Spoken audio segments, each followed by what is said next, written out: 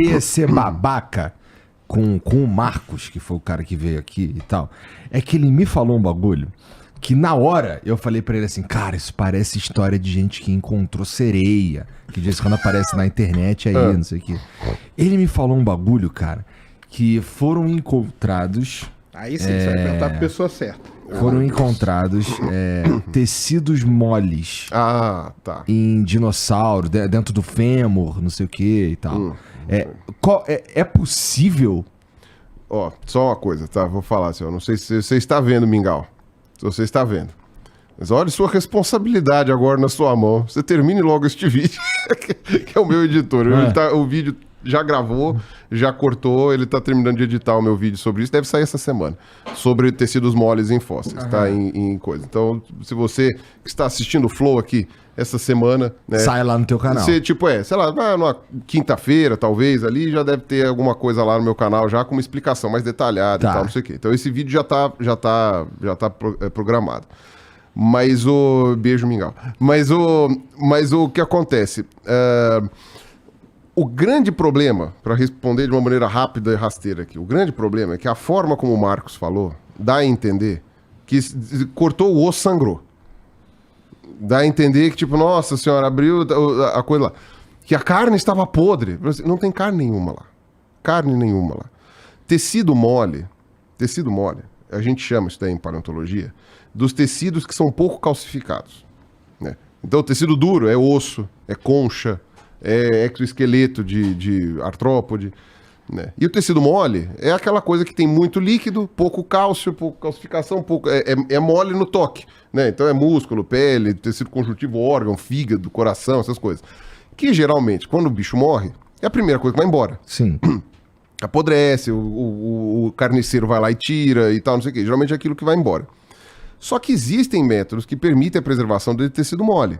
Isso daí é conhecido desde o século XIX, porque a gente já encontra fósseis com tecido mole preservado desde o século XIX, que tem impressão de pele, tem impressão de músculo, tem tendão, tem impressão de coisa, tem tudo aqui. Só que este material não está mole. Esse material está petrificado. Eles sofreram um processo de fossilização do mesmo jeito. Porque se eles ainda estivessem mole, quer dizer que eles estariam com muito líquido dentro. Se eles ainda estivessem com muito líquido dentro, eles teriam apodrecido. Entendeu? Porque um dos primeiros processos para você conseguir fazer uma fossilização de boa qualidade, especialmente com tecido mole, é a perda de líquido. Porque a água que ajuda. E, de preferência, a perda de oxigênio também. Porque a maioria das bactérias decompositoras que a gente tem são aeróbicas. Então, elas usam o oxigênio para respirar.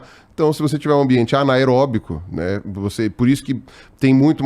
por exemplo, os próprios plânctons que são usados, que fizeram o petróleo, né, fizeram o petróleo, é fundo de oceano. Eles foram preservados no fundo do oceano. O fundo do oceano, quando você está pagando uma parte realmente muito funda, quase não tem oxigênio. Então, preserva melhor. Então, você tem várias amostras de tecido mole, né, no caso, né, tecido mole quando o bicho tá vivo. Que era mole quando ele tava vivo. Exato. Que foi preservado, mas está petrificado. Isso daí é conhecido há muito tempo. No American Museum você tem um hadrossaurídeo lá, extremamente bem preservado lá, que ele tá mumificado. Só que ele foi mumificado e depois enterrado e depois ele foi fossilizado. Então ele passou por 2 processos. Se você pega, por exemplo, nos Andes... Tem aquela menininha lá tem que um fica, monte de múmias. sabe? E você tem múmia espontânea. O Ozzy, lá, o Oshi, né? Que ele fala, que é aquele cara lá dos Alpes lá que morreu e que foi encontrado com pele, não sei o que. Aquilo lá é uma mumificação não intencional. Né? Não foi uma cerimônia que nem no Egito, tal, não sei o que. Simplesmente ele morreu no lugar em que ele pôde desidratar, a pele gruda na coisa, desidrata e, tipo. E quando... Mas precisa de umas condições específicas. Exato, condições muito específicas.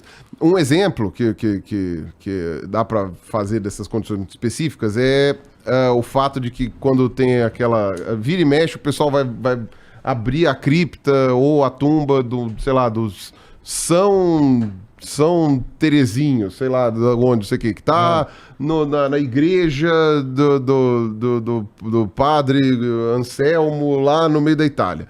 Aí os caras abrem e o corpo está, assim, tá cinza, né, tá coisa, mas ele tá como se estivesse vivo, tá tudo lá, né? Fala assim, não sei o quê. Aquilo lá, você colocou ele dentro de uma caixa de pedra, né? Num lugar seco, onde não bate sol, protegido de qualquer coisa. Cara, você gerou todo o processo necessário para mumificar. Você deixa o negócio seco, a água evapora, não tem bactéria quase, não tem decompositor, né? Óbvio que vai decompor alguma coisa, mas você tira ali todo o material necessário para que esses decompositores se reproduzam muito, e aí você preserva aquilo ali. Faz a múmia. E o que acontece? Isso acontece desde sempre. Desde que existe vida, você tem um processo de mumificação. Só daquilo que pode ser mumificável, né? Claro. No caso de alguns fósseis, você tem uma mumificação, posterior soterramento e uma fossilização da múmia. Entendeu? Então você pega a múmia do Egito, está mumificada. Se você enterra ela e ela faz um processo de fossilização, você tem um fóssil de uma múmia. Então você tem um fóssil que preservou o tecido mole. Não existe chance de pegar esse osso, por exemplo. Tem um pedaço de carne preso nele, né? Você parte esse osso e fede a podre. Não. Agora, o que acontece? O Marcos não inventou isso daí. A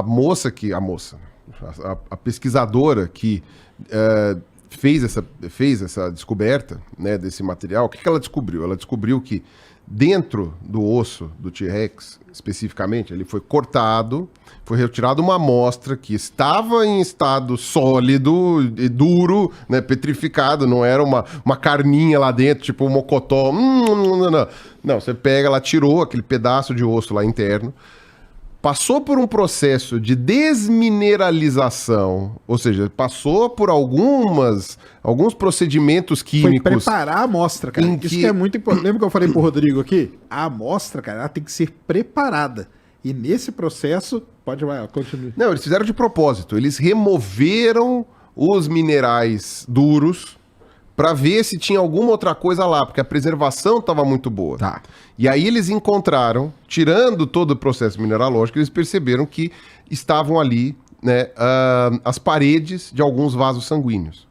Então realmente é uma coisa muito bem preservada. Você fala, olha, preservou o negócio mole. Não, você acabou de tirar a rocha. Ou preservou sangue, que o pessoal fala. Não. Você tirou, a rocha estava lá, você tirou, o que sobrou foi isso. E aí, quando eles pegaram aquilo ali, viram que tinham algumas moléculas orgânicas, com destaque para o colágeno. Uhum. E essas moléculas orgânicas que estavam lá, elas, assim, foi uma surpresa que elas ainda estivessem ali. Foi uma surpresa. Ninguém achava que realmente aquilo lá pudesse ser preservado daquela forma, né? Não tem nada para feder aí. Não tem como feder uma coisa dessas. Depois foi descoberto vários mecanismos, né? Quer dizer, esses mecanismos já existem.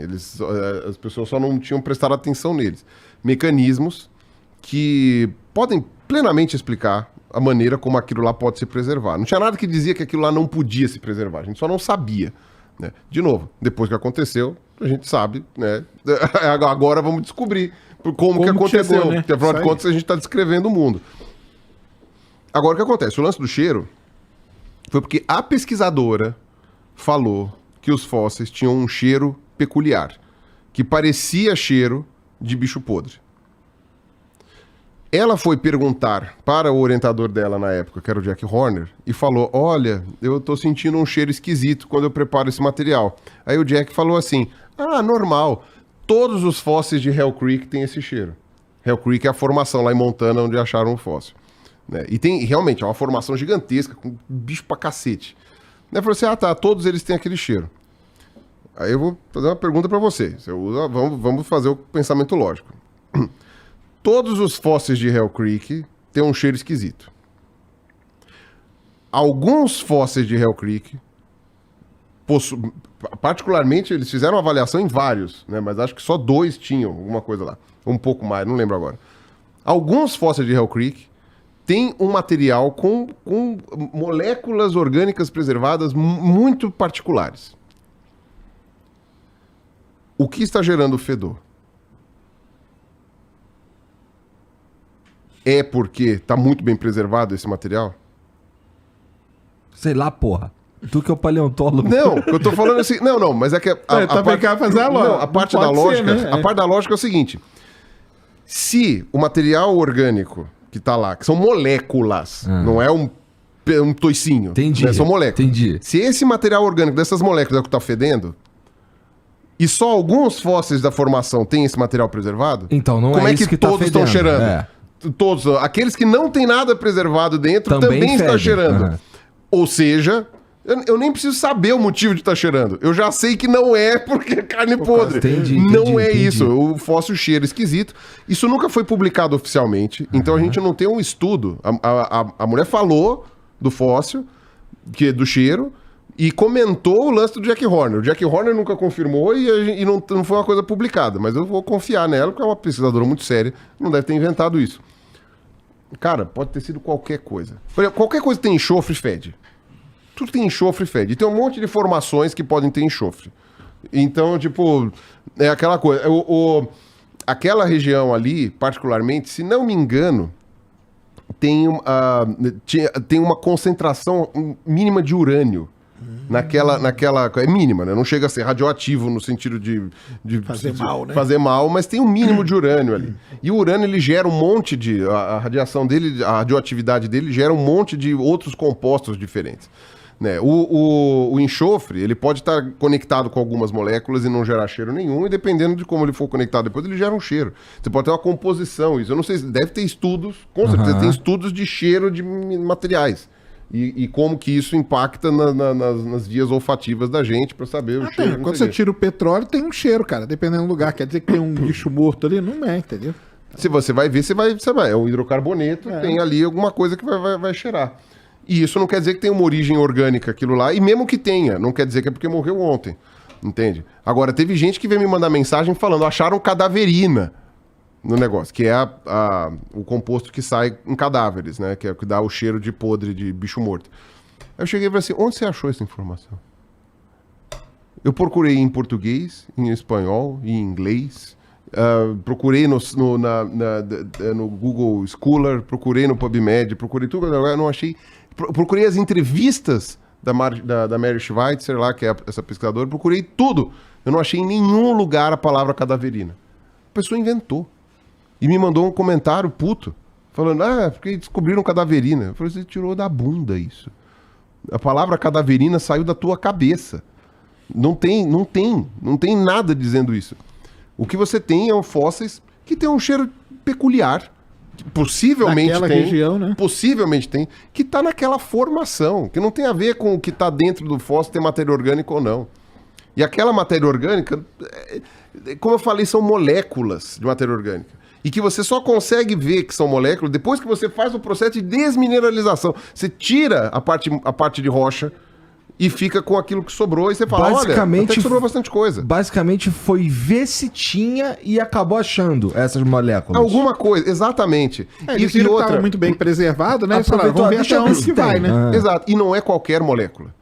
Essencialmente, 99% de todas essas moléculas orgânicas que são encontradas nesses fósseis extremamente bem preservados são osteócito, que é a célula do osso,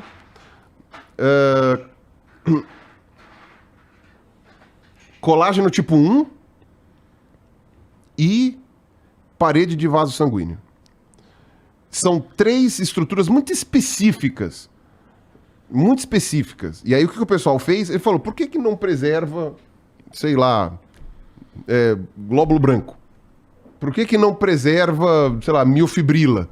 Por que só colágeno, parede de vaso sanguíneo e osteócito? Por quê? Aí os caras foram atrás para ver o que tem de específico nesses 3 elementos, para deixar vestígio. que deixa vestígio mais facilmente do que nos outros. E mais facilmente são poucos fósseis, entendeu? O pessoal veio falar, acho que alguma coisa tipo assim, tem 100 amostras com isso. E falaram, é muita coisa. Eu falei, gente, 100 amostras, dependendo do museu, é uma gaveta. É uma gaveta, não é porra nenhuma 100 amostras. Tudo quer dizer... significa alguma coisa, mas como N amostral, não é nada. E por que tem essa preservação? E aí tem essas explicações todas, vai estar no meu vídeo, porque aí entra numa parte que até nem lembro tudo. Mas, por exemplo, o colágeno não é qualquer colágeno, é só o colágeno tipo 1. É o que está colado na parede do osso. Então não é o colágeno que está ali mais para o meio, é o que está colado. Tem uma questão de como que aquela fibra pode ter sido preservada, inclusive da ação de decompositores, porque está muito para dentro do osso. O vaso sanguíneo, a parede do vaso possui um determinado tipo de conformação. Inclusive eu acho que não é nem artéria e veia, eu acho que é só artéria. Não, acho que é só veia, não é artéria. Tem alguma coisa assim. O osteócito tem também uns elementinhos ali químicos que fazem com que ele possa ser preservado. E de longe o colágeno é o melhor, é o que mais aparece. Porque ele tem efetivamente uma rigidez maior e uma possibilidade maior. Entendi. E não é o colágeno que da pele aqui, que aplica, que as mulheres pegam, puxa, tal, não sei o que, não é. Né? É o colágeno do osso, que é o colágeno tipo 1, que é muito específico. Então. Não, e ressaltar de novo, né, pessoal? São moléculas, tá?